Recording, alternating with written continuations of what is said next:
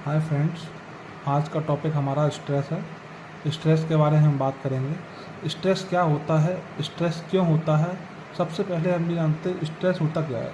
कोई भी चीज़, कोई भी ऑब्जेक्ट जिसके ऊपर किसी एक्सटर्नल फोर्स लगाया जाए, एक्सटर्नल टॉर्क लगाया जाए, कोई भी एक्सटर्नल इन्फ्लुएंस कर दिया जाए, जिसको थोड़ा सा भी टच किया जाए, जिसके वजह से उस बॉडी में डिफॉर्मेशन आ जाए या उसके वजह से उस बॉडी में क्या बोलते हैं अंदर एक रेजिस्टेंस फोर्स जनरेट हो जाए, उसको अपन स्ट्रेस बोलते हैं। स्ट्रेस को डिफाइन कैसे किया गया है।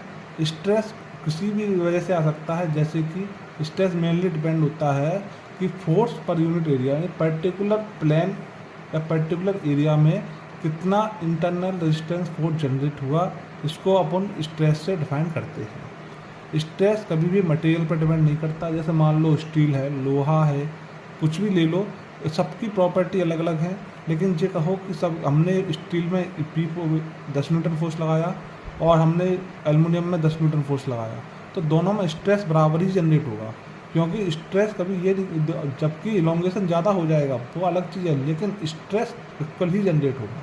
इसलिए कहा जाता है स्ट्रेस मटेरियल की प्रॉपर्टी पर डिपेंड नहीं करता। स्ट्रेस को कभी अपन नाप नहीं सकते, इसलिए अपन कहते हैं कि ऐसी कोई मशीन नहीं बनी जिससे अपन स्ट्रेस नाप सकें। स्ट्रेस नॉट मेजरेबल है। स्ट्रेस को नाप निकालने के लिए अपन बात करते हैं स्ट्रेन की, वो अपन बाद में पढ़ेंगे। सबसे पहले हमें ये समझना है स्ट्रेस का सिंबल क्या होता है। स्ट्रेस को सिग्मा से डिनोट करते हैं। स्ट्रेस का फॉर्मूला क्या पढ़ते हैं, फोर्स अपॉन एरिया। स्ट्रेस किस किस चीज़ों पर डिपेंड करता है। स्ट्रेस डिपेंड करता है पर्टिकुलर प्लेन पे, यानी किस प्लेन में फोर्स लगाया जा रहा है उस चीज़ पे डिपेंड करता है स्ट्रेस। स्ट्रेस किसकी वजह से आता है, किसी भी बॉडी पे फोर्स लगाने के बाद जो उसमें internal resistance internal force generate होते हैं पर पर्टिकुलर एरिया पे, उसे हम स्ट्रेस बोलते हैं। स्ट्रेस कौन सी क्वांटिटी है। स्ट्रेस ना तो स्केलर है ना वेक्टर है, स्ट्रेस एक टेंसर क्वांटिटी है। तो इसको कैसे डिफाइन किया गया है स्ट्रेस को।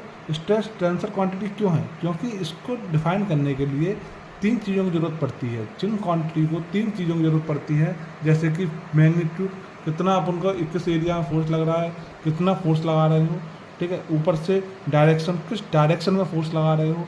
तीसरा, किस प्लेन पे फोर्स लगा रहे हो। जहाँ ये तीनों चीज़ें रिक्वायरमेंट होती हैं उन्हें हम बोलते हैं टेंसर क्वांटिटी। इसी तरीके से अपन देखते हैं कि अब टॉर्क टॉर्क लगाने से किस तरह से स्ट्रेन जनरेट होती है।